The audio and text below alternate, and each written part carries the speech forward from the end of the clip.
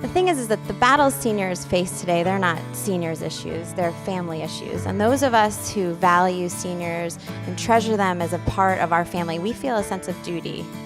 But I gotta laugh with all the technology we got, right? All the technology we got. It took 10 years. You realize that?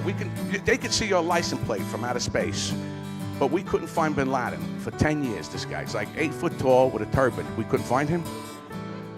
Let me tell you something. If this guy would have owed my Uncle Dominic a few dollars, he would have found him in 3 days. He would have run up to the president, yeah, give me a Buick, some duct tape, and I'll take my own guys.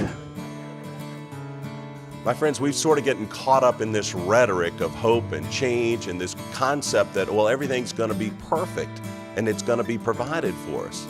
I see a lot of you shaking your hands. No, nothing in life is free. And if it's worth fighting for, it certainly isn't free. They discovered a group of emails from AARP members to the AARP, their folks, not just seniors randomly around the country, but AARP members were voting 14-1 against that bill.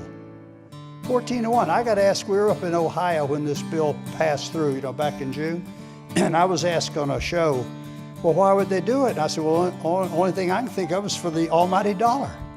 Why would they betrayed those they represent, senior citizens. I mean, Delegate, you've been in a lot of political races. If you're losing 1.5-1 or 2-1, you're losing big time. If you're losing 14-1, you ought to get out of the business. You ought to go 14-1. Now, folks, you're in your coach seat, right? Now, this is regular, but this is comfort. Woo! In case you missed that, let me bring that baby up. Hold on. Regular, comfort. Oh, I'm comfortable now, babe. Yeah, I'll tell you, I can't feel my legs. This is great. I hope we take the long way to Europe, I'll tell you. And I thank you for the great honor that you've bestowed upon us in presenting this award.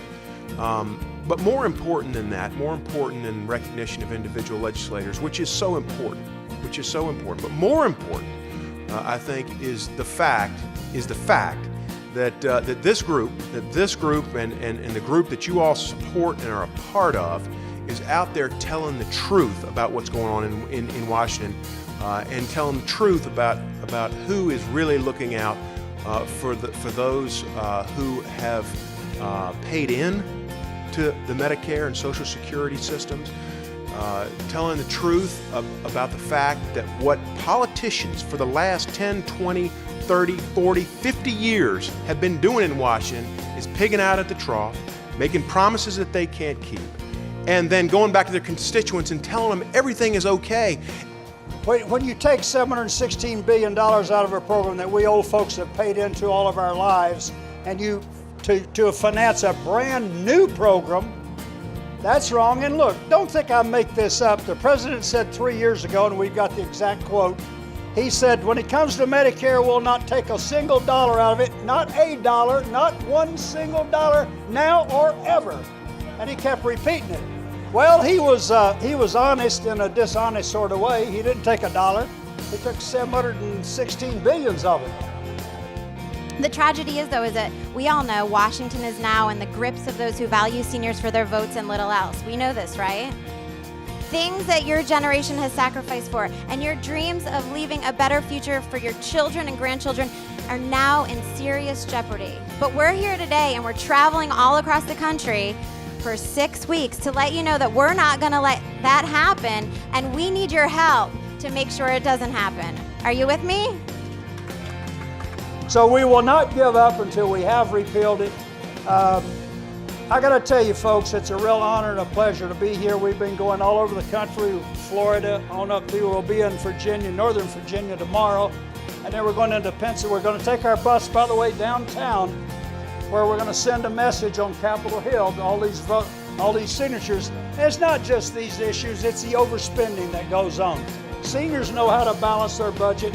We're going to tell them to do the same thing there. Then we go to Pennsylvania, New York, then we go out west, we go Ohio, Indiana, other states, then we'll go back down to Florida, where we'll continue talking about the issue.